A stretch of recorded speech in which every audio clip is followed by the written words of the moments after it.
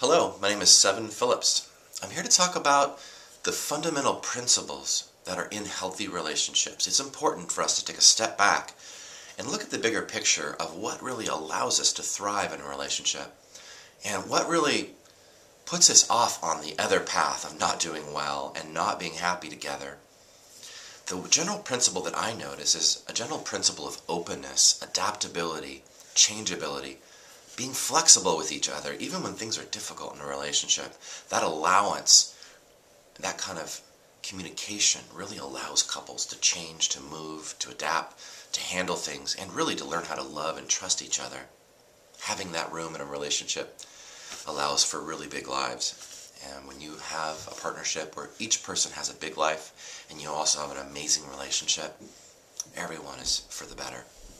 On the other end, some of us struggle with trust, insecurity.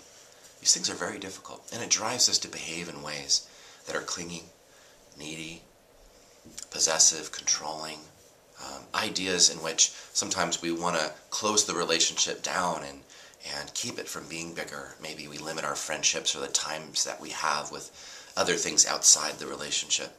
These typically don't go so well for those couples. There's an interesting theory called systems theory. It was observed back in the 50s by scientists. And what they found in nature was that open systems that allowed new energy, new ideas, for instance, a body of water. Water comes in, nutrients comes into the body of water, and when it rains, water can get out through the outlets and be drained away. These open systems are permeable, and they typically thrive with life. In closed systems, what happens is the water shuts down. There's no outside energy, no outside water. Water can't get out, and everything in that system stagnates and dies. Now, this typical theory and these trends happen in relationships if you pay attention. We're not much different than anything in nature. A relationship is a system. So I think some of the biggest work for most couples that struggle with this is we have to really identify where our insecurities are and bring them out in our relationships. Some of us may acknowledge that, like, wow, when my partner finds a new friend or finds somebody that has something that I don't have, I get insecure. Will they still love me? Will they still find me attractive? These kind of things threaten us sometimes, and we want to control or close down what threatens us, and that makes our lives smaller, and we ask our partners to make their lives smaller. Sometimes our partners are very trustworthy, and our insecurities still get the best of us. So what I'm getting at here is I'm wanting couples to really examine themselves and have conversations about these things instead of acting them out.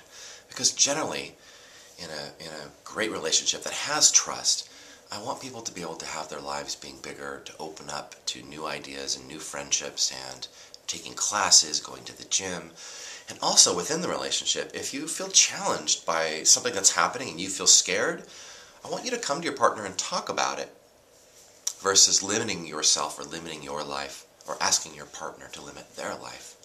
This kind of open communication allows you guys to find mutual acceptance.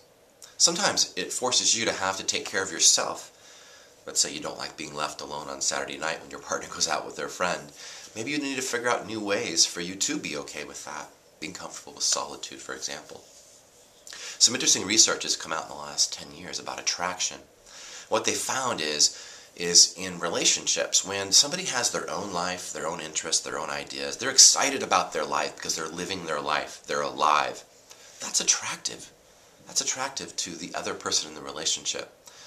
And so this is a very good thing for long-term relationships to keep in mind. Also, there's this example I have in a couple that I saw once where the woman wanted to go out with her friends after having a child for a couple of years and really just have some girl time.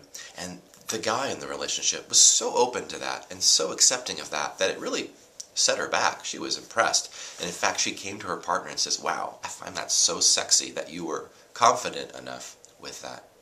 Now, all of us can't be that good or that confident, but we can work towards being more confident. These are all great principles, and really what I want is for you to have this conversation with your partner. Hey, do we have balance in our lives? Do we allow our new friendships or our workout routines or new ideas, new things to do? Are we balanced? Do we do things together and separately? Do we allow conversations that are maybe uncomfortable to happen versus shutting them down or pushing them away because they're scary? I am totally supporting you having these conversations, and I really want you to have a healthy relationship. Thank you so much.